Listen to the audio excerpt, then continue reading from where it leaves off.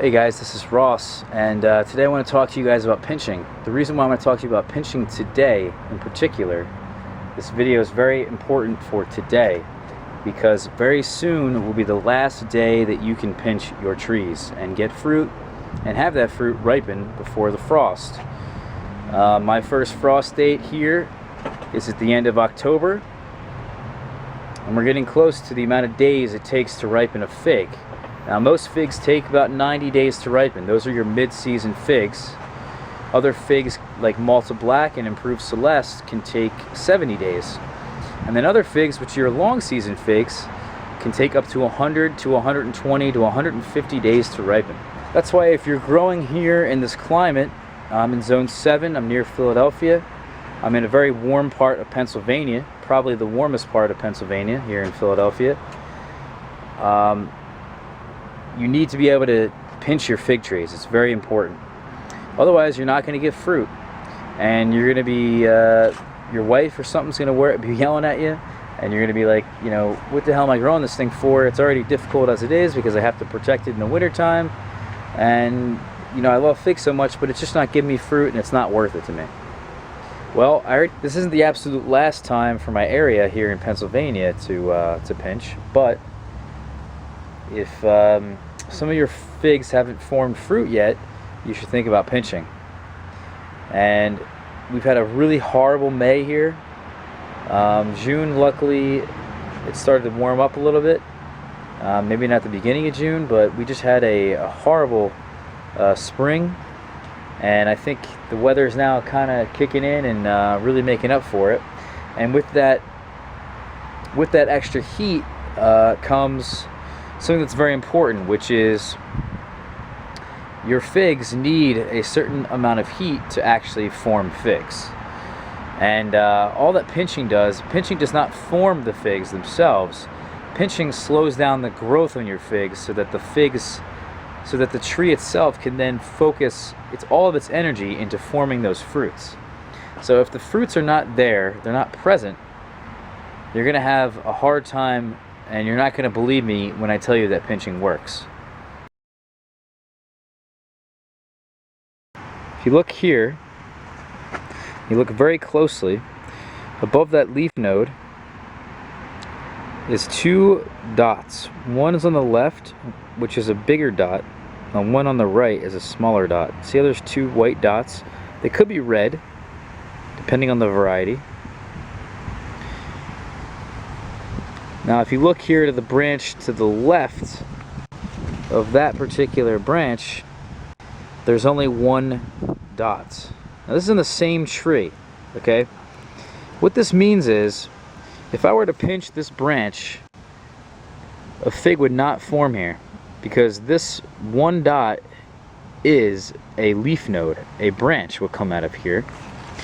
But if I were to pinch this branch right here, like I have, as you can see, the tip is now completely missing, then a leaf node would form and a fruit and a fig. Now that's exactly what I mean in that pinching does not form the fruit, but the fruit was already formed and the pinching is now increasing, is speeding up the fruiting process. That's all that's happening there. You don't see those two dots, do not pinch, okay? We still have a little bit more time before it's the absolute last day to pinch here. You need to do a calculation and figure out when your first frost is. Here in Pennsylvania, our first frost is at the end of October, which means that if it's June 20th here, I have the whole month of July, I have the whole month of August, I have the whole month of September, and I have the whole month of October. So I've got roughly 120 days now, okay? So personally, I have got plenty of time for these fruits to form. The thing is though, I don't want my fruits to form when the fall weather sets in, okay? I want to be focusing on looking very carefully throughout the whole season and figuring out when my trees are ready to be pinched, okay? There's a certain level of heat that every fig variety needs to form figs, okay? So throughout the whole season, I've been looking very carefully at all my trees, and I'm going to show you a prime example as when I pinched early on in the season, it formed figs, and then I pinched again now later in the season when I wanted to form some more figs. This is a prime example right here. This is a fig that I pinched, and you can see I pinched it down here.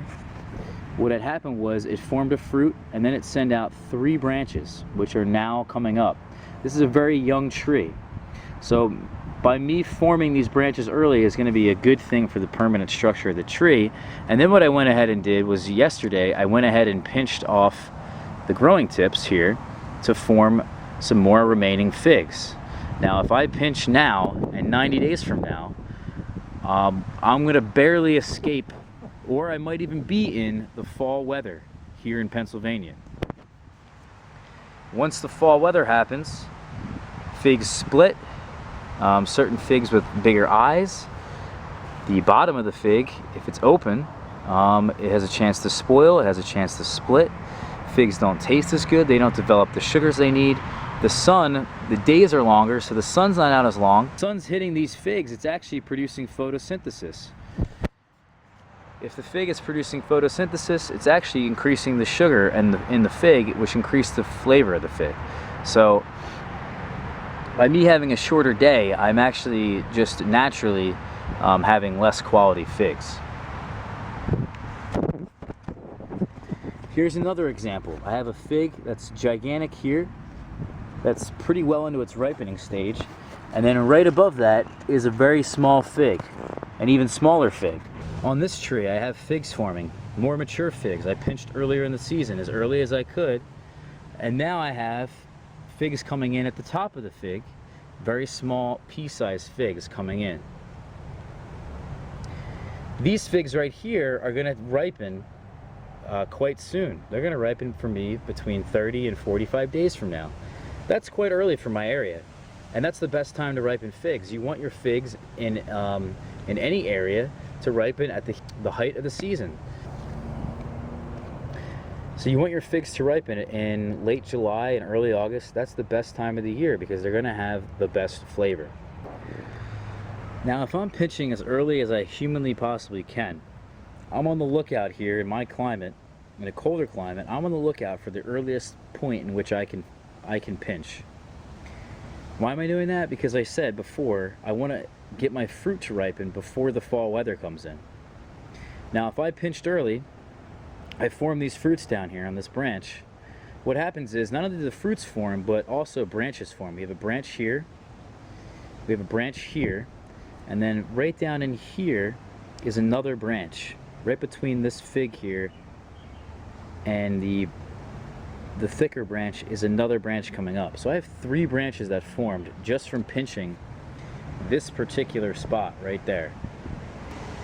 Now here's the thing, you can leave these 3 branches on if you want these branches to become a permanent branch, but some people don't, and it really depends on your situation. It depends on your tree. In my particular situation, I wanted these 3 branches because I want to turn this tree into more of a tree rather than a bush. Right now it's everywhere. There's branches all over the place. I have to even stake them up here. So I've kind of turned this into a tree and wanted it to be more in that form.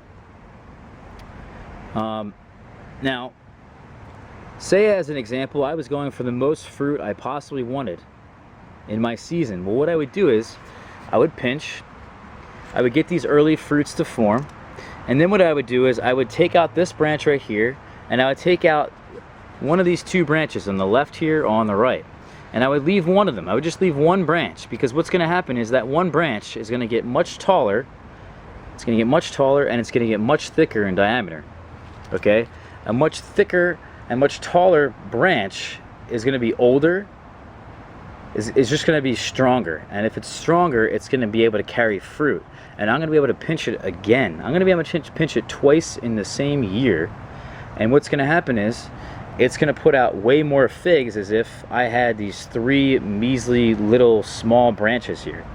I could pinch these today and maybe they'd form some figs, but nowhere near as well or reliably as if I had one branch that was thicker and stronger. So I hope you guys enjoyed the video. In my previous pinching video, we talked about why you should be pinching and what are the pros and cons and what will happen when you pinch. In this video, I think This is really the finer details of pinching and what's really going on. Maybe just a little more in-depth conversation about it. I really hope you can use my tips today, and yeah, thanks for watching, guys. I hope to have you guys following along on future videos. Thanks.